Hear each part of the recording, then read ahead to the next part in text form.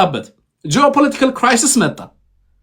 ከዚህ በፊት እሱ እንደሚለው በተለይ ከዚህ ከፖስት ከዚህ ከሶቪየት ኮላፕስ በኋላ በዓለም አቀፍ ደረጃ ፕሮክሲን የሚደግፉ አካላት የሉም። ስለዚህ የታጠቁ ኃይሎችን የሚደግፍ ፖለቲካል ኢንቫይሮንመንት በሌለበት ሁኔታ ውስጥ የኃይል የበላይነት የሚኖረኝ እኔ ብቻ ነኝ ብሎ ያስብ ነበር። በት ፍሊፕ አደረገ እሱ። አሁን አብይ አህመድ አንዱ ፕሮክሲ ነው፣ ራሱ በሌሎች ኃይሎች የሚደገፍ አካል ነው የሆነው። ቅድም ለምሳሌ ቴዲ አብይ አህመድ ለምንድን ነው የማይቆረጠም የሆነው ስትል ነበር። ኖ አብይ አህመድ የሚቆረጠም ሆኗል። አብይ አህመድ ፖለቲካውን ተሸንፏል፣ ወታደራዊ አቅሙ ተሟጧል፣ ኢኮኖሚያዊ ክራይሲስ ውስጥ ገብቷል። በብዙ መንገድ ጽምዶ እኮ የአብይ አህመድ ሽንፈት ማሳያ እኮ ነው። የግብፅ ሶማሊያ መምጣት እኮ የአብይ አህመድ ሽንፈት ማሳያ ነው።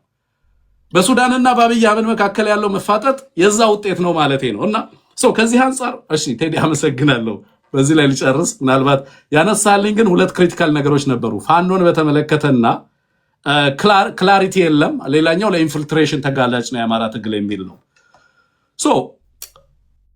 በአማርኛ ቋንቋ መሆኑ ትግሉ ማንም ኢንፊልትሬት እንዲያደርገው ሆኗል የሚል ነገር አንስታል። አይ ቲንክ የትኛውም ትግል ለዛ ተጋላጭ ነው፣ ሰሰፕተብል ነው፣ ኢንፊልትሬት ይደረጋል።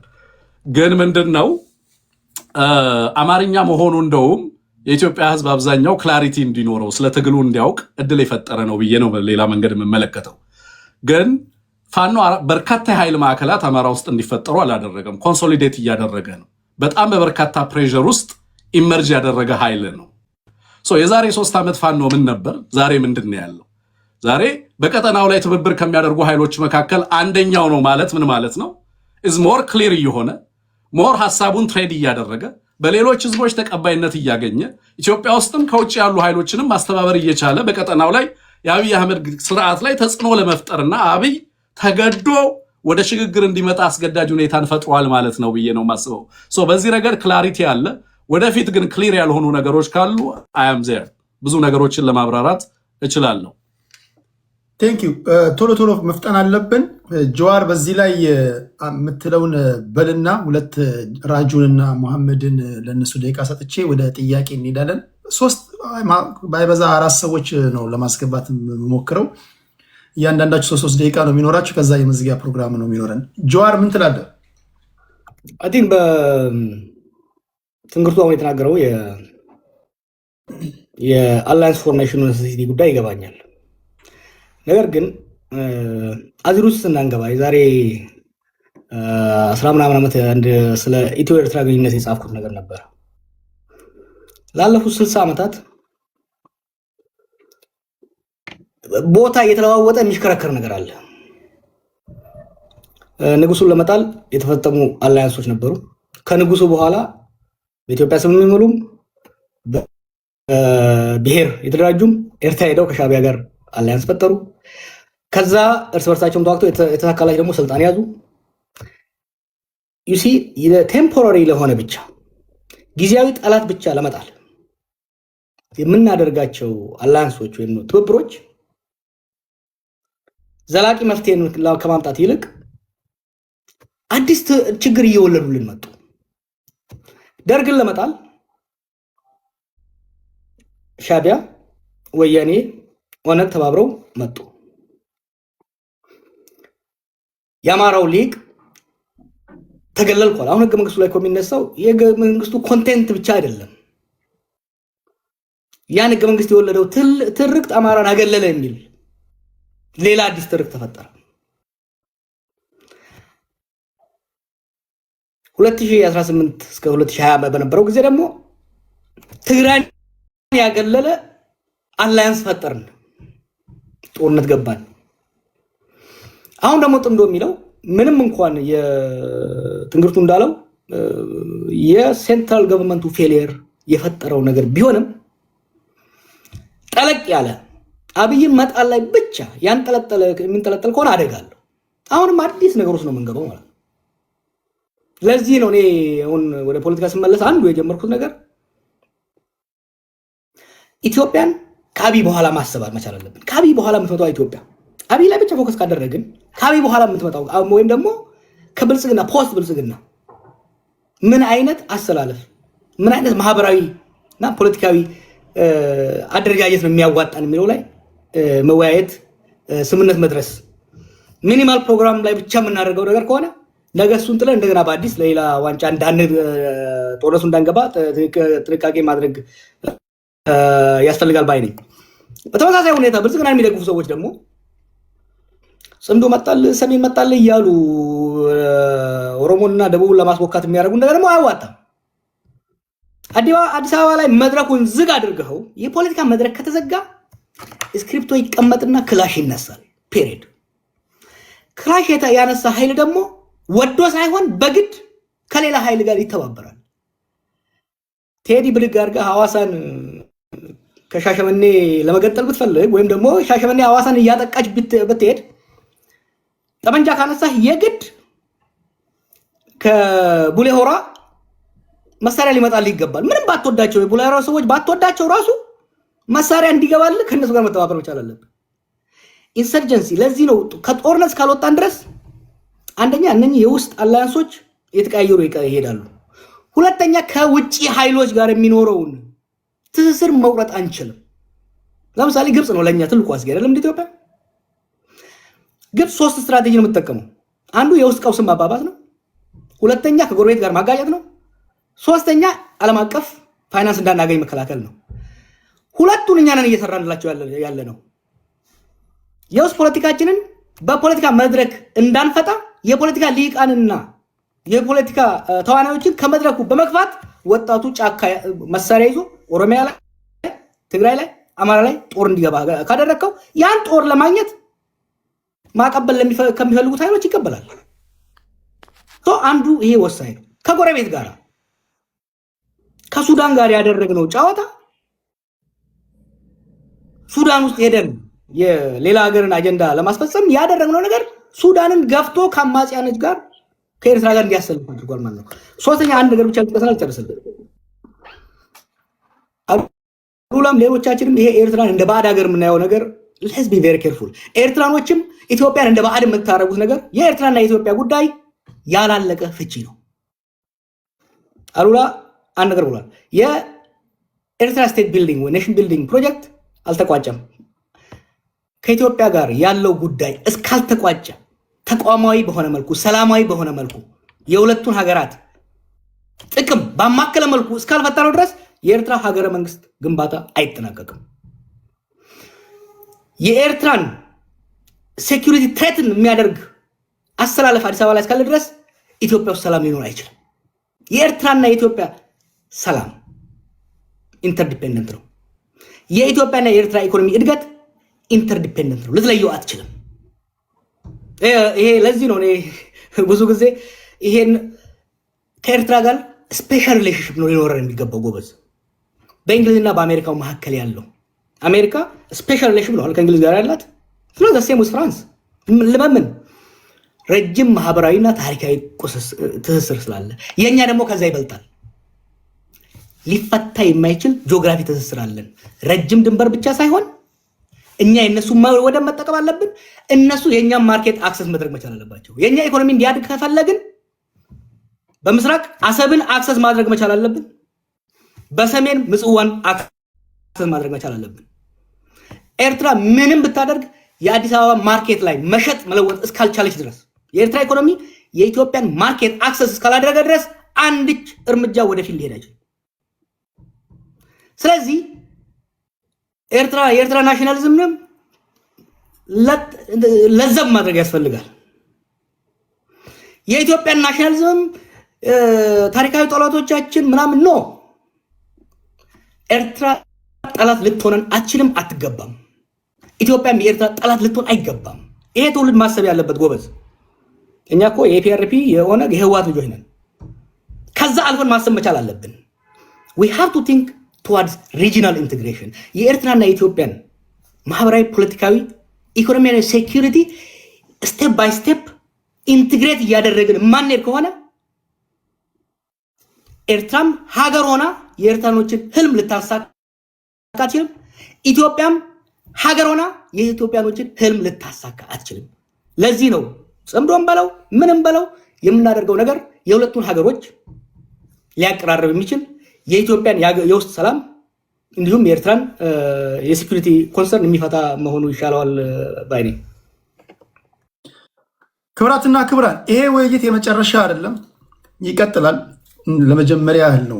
ቀደም ሲል እንደነገርኳችሁ ዛሬ እድል ማይኖራችሁ ነገ ይኖራችኋል፣ ነገ ማይኖራችሁ ከነገ ወዲያ ይኖራችኋል። ምንም ጥርጣሬ እንዳይገባችሁ። በሀገራችን ጉዳይ ላይ በሚፈጠሩ ነገሮች ሁላችሁም ያገባችኋል። ሁላችሁም ያገባችኋል ስል ስለምትናገሩት ንግግር በቂ ግንዛቤ እየሆነ ያለውን ነገር በአግባቡ የምታውቁ ከምንም ነገር በላይ ደግሞ ስለምትጠቀሙት ቃላት ጨዋነት፣ ስነ ምግባር ያላችሁ መሆን ግዴታ ነው። ትሳተፋላችሁ፣ ጥያቄ ታቀርባላችሁ። እናንተን ቁጭ አድርገን እኛ እየተወያየን እንዳይመስላችሁ ማለት ነው። ሁለት ሰዎችን ካስተናገርኩኝ በኋላ ለ4 ወይም ለ3 ሰዎች እድል እሰጣለሁ እንደሚኖራቸው ሰዓት። ጀዋር ምን ያህል ሰዓት እንዳለ አላውቅም። ራጂ መሐመድና አሸናፊ እነሱ ያወሩና ጀዋር ጠቅላላ አድርጎ ሀሳብ እየሰጠ እዚህ 30 ደቂቃ እናድርገውና 30 ደቂቃ እንጨምርና እንጨርሰው። ፓናሊስቶቹ ማጠረጣሪ አድርጉት። ከማህበረሰቡ የተወሰኑ እንትሮችን እንውሰድ። በጣም ረጅም አድርገናቸውና ቀጥታ ጥያቄዎችን እናስገባለን። እሺ፣ ለራጂ መሐመድ እና አሸናፊ ለእናንተ ልክ ሁሉም እንዳገኙት ሁሉ ደቂቃዎቻቸውን ተጠቀሙ። ከራጂ ጀምራለሁ። መሐመድ፣ አሸናፊ። ራጂያችን ጥሩ። መቼም እንግዲህ ጀዋር ከኔ ጎራ ነው ብሎኝ ነው መሰለኝ እኔ ጋር ሲደርስ ስለ ሰዓት አነሳ። እኔም በሷ ሰዓት አውድ ውስጥ ነው ማንተማ እኔ ብሎኛል።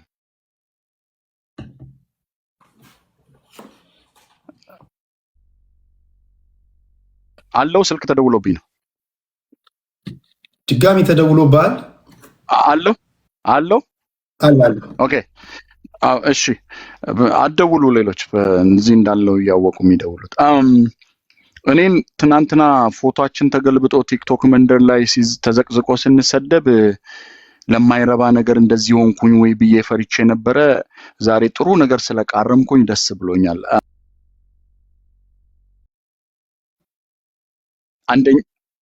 አንደኛ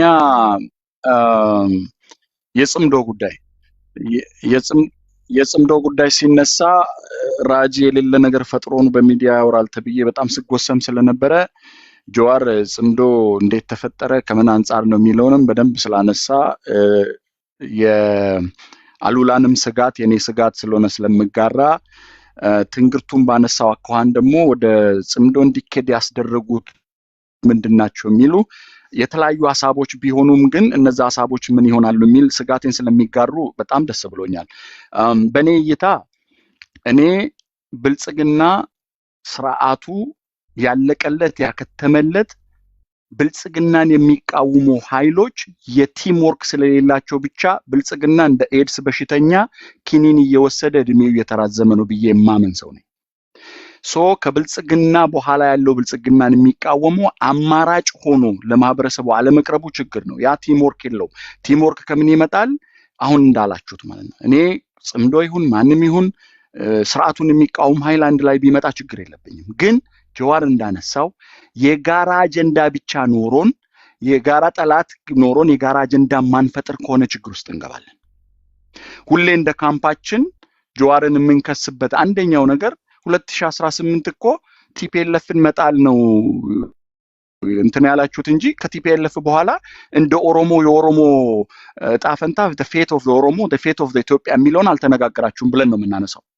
the same thing አሁንም ብልጽግና ማስወገድ ብቻ ሳይሆን ከብልጽግና በኋላስ ምንድነው የምናመጣው የሚለው የአጀንዳዎች መፈጠር መቻል አለባቸው።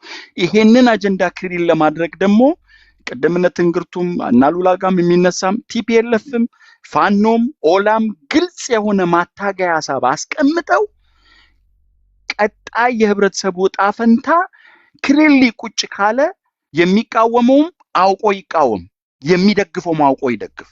ስለዚህ እዛ ዙሪያ ላይ ቪዥታዎች አይኖ ከበጣም መጥፎ ይሻላል መጥፎ ሁለቱም መጥፎ ናቸው የሚባል አባባል አለ። ስርዓቱ ጽምዶን እንደማስፈራሪያ ይጠቀማል።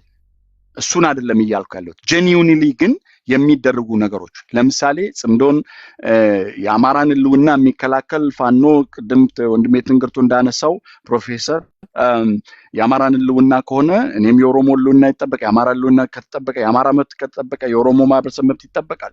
ለኔ እኩል ነው። የኦሮሞን ጥያቄ ይዤ እመጣለሁ፣ የአማራን ጥያቄ ይዞ ይመጣል። ስለ ሀገራዊ ጉዳይ ማውራት እንችላለን። ድንበር ዘለል ነገሮች ሲደረጉና ሪስቴኖ ተብሎ አንዳንድ ነገሮች ሲነሱ ደግሞ ለምን የጽምዶ አካል ይሆናል የኔ አካል ብዬ ታገላለሁ። ሶ ክላሪቲዎች መኖር መቻል አለባቸው። የጋራ አጀንዳ መፍጠር ላይ መሰራት መቻል አለበት። በተለይ መሪ ሐሳብ ይዛችሁ የምትጓዙ ሰዎች አጀንዳን ማምጣት ይቻላል፣ ተስፋ ስላለ አጀንዳ ወደ ማምጣት መስራት ላይ ይሄ አሁን ቅድም ኢቮልቭ አድርጓል የኦሮሞ ጥያቄ የሚለውን እኔ ፋንዳሜንታሉ ላይ ተኮር አደርጋለሁ። አሁን ኢቮልቭ ያደረገውን ብናነሳ አይቻለሁ። ጆዋርን ፌስቡክ ላይ ሲያነሳ ሌቨሎችን እዛ ላይ ስላልደረሰ የመደብ ትግል ላይ ደርሰናል ብንል ልዩነት የውስጥ ስላለን ያ ነው። ያንን መጀመሪያ ማኩሰም መቻል አለብን። የሌቨል ላይ ደርሰናል፣ ፋንዳሜንታሉ የት ደርሶ ወደ ኢቮልቭመንቱ ደግሞ ምን እናደርጋለን የሚለው ጥያቄዎች በሲኩዌንስ ብንሄድ ስቴጆቹ እንትን አይሉልን። ስለዚህ ያንን ፎከስ ያደረኩት ቴዲ ስታነሳ ፋንዳሜንታሎቹ ላይ የኦሮሞ ጥያቄ የፍንፍኔ ነገር ታነሳለ። የፍንፍኔ ከድንበር ጋር ይያያዛል። የኦሮሞ ህዝብ የኢትዮጵያ ስርዓተ መንግስት ሳይሆን የኢትዮጵያ አገረ መንግስት ስትገነባ ኦሮሞ ሲኖርበት ከነበረ መሬት ያለው የኦሮሞ ነው ብሎ ያምናል። ያ ደግሞ ፍንፍኔንም ያካትታል። ሶ ማታገያ ሐሳብ ሳይሆን ዊዝን ፕሮሰስ የምትጠይቀው ነው። ግን ያነሳቸው ቋንቋ እንደ ፓርቲ እንደምናምን ሳይሆን የሥራ ቋንቋ የፌደራል ቋንቋ መሆን አለበት።